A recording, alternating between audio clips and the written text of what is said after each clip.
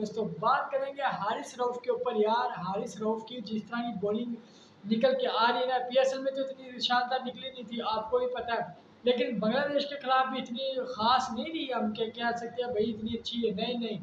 इसको पहला मैच खिलाया नहीं गया, ड्रॉप किया गया, दूसरा मैच है इसको मौका दिया गया, लेकिन इतनी अच्छी बॉलिंग का आप नहीं कह सकते। 2 आउट किए हैं, 22 रन दिए हैं, ठीक है, और 2 ओवर ही खिलाए हैं, मतलब 11 की इकॉनमी से इसको बंदे को रन लगे हैं।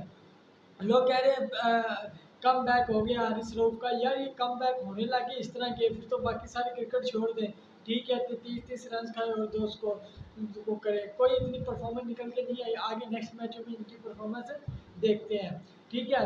हारिस रऊफ की यही वो खूबी है, जब ओवर कराने में स्पेल इतने अच्छे कराएगा, जब नहीं कराने में आई है तो बेड़ा गर्क कर देता, और इतना स्कोर हो तो वो भी खा लेता है, 10 भी हो, मतलब 30 भी हो, 25 हो, ये कोई इसके ऊपर बात नहीं। चाहे कोई इसका वीडियो कर दिलाए।